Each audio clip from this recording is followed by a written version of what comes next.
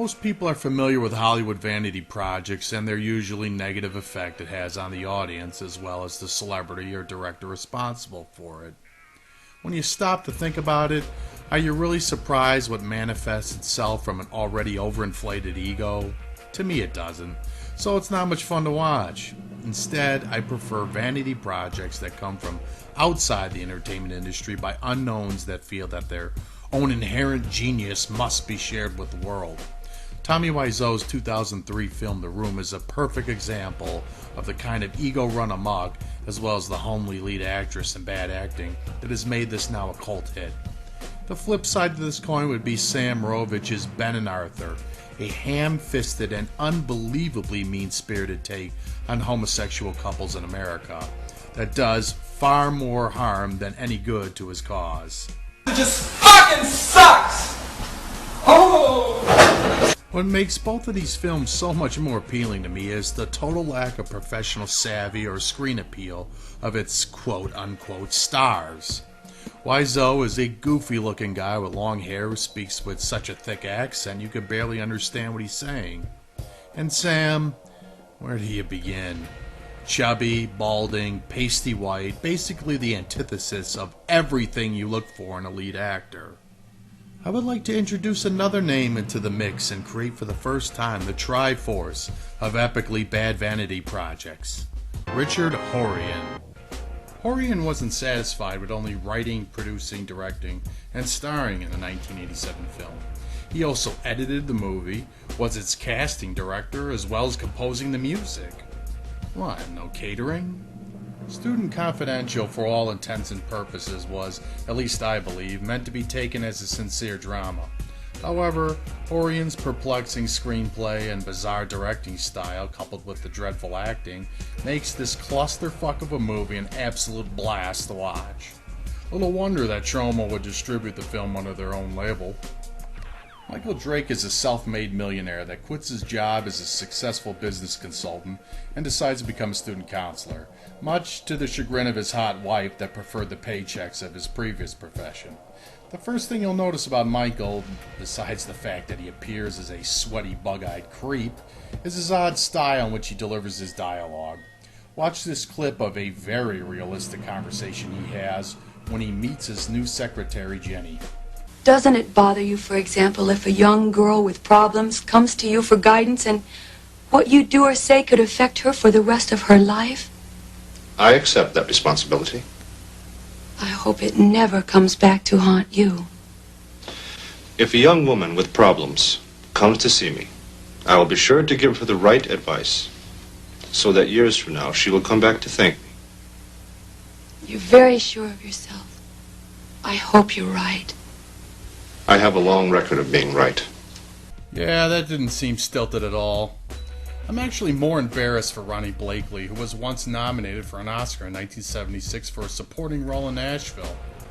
Anyway, despite the fact that this is a drama with absolutely nothing to do with the paranormal, Horian inexplicably includes this scene. Who are you?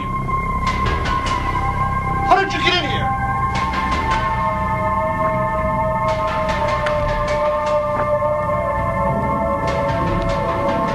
Stop! Get back! Stop! Get back! Get back! To where you once belonged? His reasoning for seeing the ghost will give you some insight into the brilliant mind of Michael Drake. Or it might have been something I said earlier today about a young student who would come back years from now to thank me for my advice. A student that appeared to be in her late 80s? What, are you immortal or something? There can be only one. First up for their life-transforming session with Michael is former Playboy playmate Susie Scott as Susan Bishop, a former straight-A student that has become a social pariah because of a disfiguring scar she received after a car accident that sent her through the windshield. How bad is this scar? Actually, it's not that bad at all, especially considering the way she covers it with her hair. Her lack of friends might have more to do with her shitty attitude. You blame them, don't you? Yes, I blame them. Regardless of blame, Michael offers to pay to send her to an expensive stylist so her self-esteem returns, allowing her to make friends again. And what, pray tell, is this mind-blowing hairstyle that only the wealthiest of fashionistas can afford? Yes, they glue her fucking hair to her face. Of course, since this is not reality and Susan goes to school with a bunch of shallow assholes, the result is an instantaneous success. You're here? No, I've been here over 3 years. Oh, you're Susan Bishop. Oh, you're the one with the... I don't know what you did, but you look great. Next up is former Jackson 5 member Marlon Jackson as Joseph Williams, a computer-obsessed mama's boy that seems to only be able to relate to machines while his connection to humanity stagnates. In this scene, Joe tries to compete with Michael in trying to see who can most deliver dialogue like a robot. Computers and business are my only interests. The rest of the courses are just to maintain a high grade average. I have some experience in that area. Before coming here, I know. I try to follow all the business journals in the library. I have seen articles by you and about you. Your success in the business world as an efficiency expert is well known. Not exactly an efficiency expert. That conversation seemed very spontaneous. It's a tough call, but I think Michael wins by sheer creepiness. Just me, my computer, and a problem to solve. The rest is just a holding pattern until I get there. I'd love to butter him up. All right. You sound like the man with a plan. Joe's attachment to his computer seems to be a complicated matter. Fortunately, Michael has a complex approach to this very situation. He physically assaults him. Let go. I have seen it 1,000 times. Bright people who could have led rich, full lives. They end up talking to their computers instead of the people around them. They bury themselves in work. They withdraw so far that no one cares if they ever come out. His technique of fear and intimidation works so well that later that day, Joe goes home and gives his mom a very inappropriate massage. Lord, what has gotten into this boy? Joseph, that feels so good. Elaine Duvat is Drake's next student, and this one isn't so complicated. Elaine's a whore who wants to become a movie star. When she learns that Michael can get her a job running errands for a motion picture company, she turns on her sexual charm. Little does she know that robots are incapable of desire. Your use of innuendo is most disarming, but not very subtle. If you say so. That is, until his creepy pervert programming overrides his system. You do have blood in your veins, don't you, Counselor? Will she show me her boobies? I would like to think so. He eventually becomes tired of her games and snaps. That also can be arranged. Enough! Sit up straight. That's a good girl. Stop talking like an idiot. So, you've already crossed the professional line by personally financing a student makeover and physically restraining another one. However, when it comes to having sex with a very willing pupil, you refuse to cross that boundary? Why do female teachers get to have all the fun? When Elaine's advances are rebuffed, she resorts to blackmail until the fire sprinkler puts an end to that as well. Later that evening, she attends an orgy with Susan, so no lesson learned here. Our last troubled student is Johnny Warshetsky, played by the late Eric Douglas, son of Kirk and brother of Michael. Forced by his abusive father to become an accountant rather than a mechanical engineer like himself, Johnny rebels in school by displaying his natural technical aptitude by setting up the sprinkler system that spared Michael possible rape charges. I won't go into detail on how sprinkler systems operate and that the water would only come out of a single fused sprinkler head rather than the entire school, and instead focus on the spontaneous shower party that breaks out, complete with stuffed animals and beach balls that must have been available for this very event. Yay, breaking the law is fun! The false alarm allows Michael some quality time photographing his wife screwing another man, and still appear the creepiest out of the three. Oh man, I think I just shit myself. Michael, do you know what it's like living with a machine? Bingo! Try and follow Michael's reasoning for what lies at the heart of his anger with her. The way you're involved only in your immediate surroundings. You never progress. Your reach never exceeds your grasp. You never try to learn about new things. Instead, you just grab everything around you and find joy in it, like a child with so many toys. Yes, I resent you. You're stupid. I'm stupid. Progression, new things, acting like a kid. Nothing about infidelity? I have to say, I am impressed with the impromptu dress she made out of the bedsheets. The next day, Michael demands to see Johnny immediately. Before we start, I want to tell you that I know it was you that set off the school sprinkler system. I wonder who tipped him off to that. It's only day 2 and already Michael Drake has thrown any hint of professionalism out the door. Here he decides to physically intimidate Johnny until he mentally breaks. I said sit down. Sit. Sit. Sit. Sit. Sit. Sit. Sit! Go on, hit me! Can he connect me? Does he have proof? Maybe he doesn't and just thinks. All that went through your mind in just 1 second, didn't it, Johnny? Yes, I shiz in my pants. I'm sorry. I wanted to see how fast you could think, but I could have thought of another way. You see? He was only trying, in his own disturbing way, to help him. How do you look at a pathetic face like that and not punch him simply out of principle? Drake realizes his genius mechanical aptitude and offers Johnny a test to measure his skill. Michael then insists on taking the results directly to Johnny's father.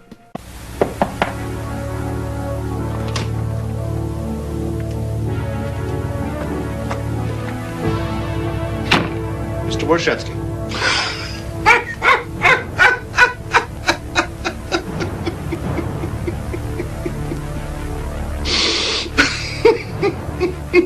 Like everybody who seems to come in contact with Michael, this confrontation deteriorates quickly into violence. And your kind can't tell me nothing! Dad.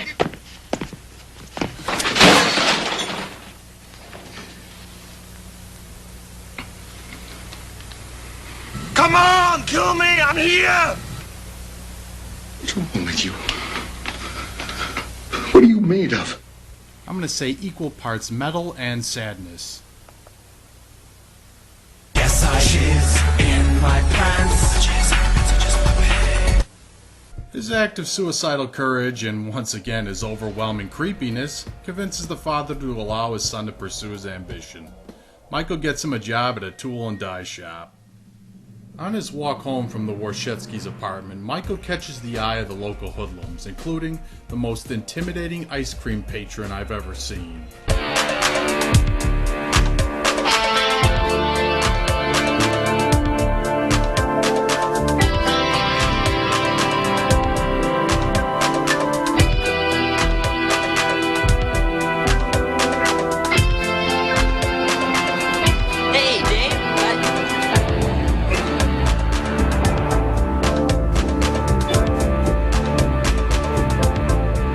Whether the fact that his wife no longer loves him or the realization that he's the worst student counselor in the history of the planet, Michael makes a deal with the thugs to beat him to death, with the only exception that he'll fight back with everything he's got. They oblige him.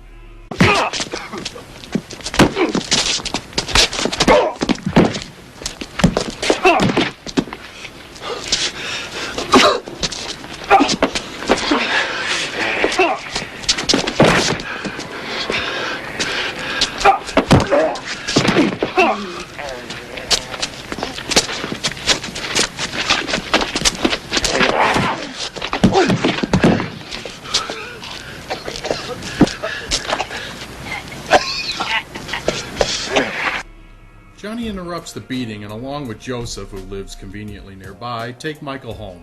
Along the way, they join up with Elaine and Susan, and the four of them thwart his next attempt at taking his own life. Get out! Get out! I told you kids to get out! Don't do it! Please don't! I want to see this. All right.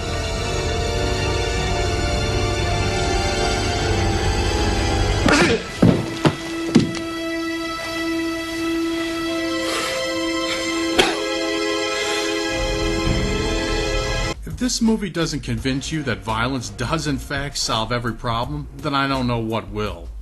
Joseph makes Michael swear to them that he won't try to kill himself again, and he consents. Time is money, and Horian probably ran out of both, because this is the ending to the film.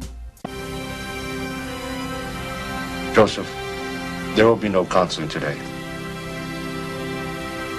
If there were, we would have to trade places. But next time we meet, I want to tell you something I do know about. How to make inordinate amounts of money in the world of business. All right. Put her there.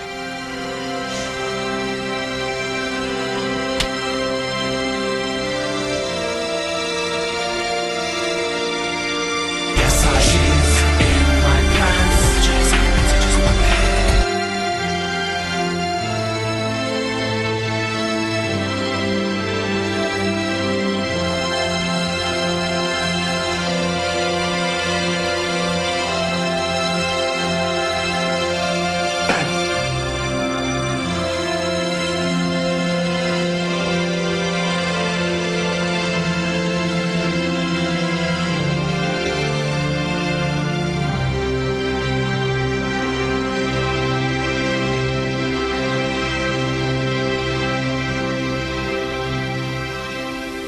So, what have we learned? If you're a bug-eyed creep with a penchant for violence and unprofessional relationships with teenagers, then perhaps student counselor is not your best option. Have you considered ever hosting Countdown?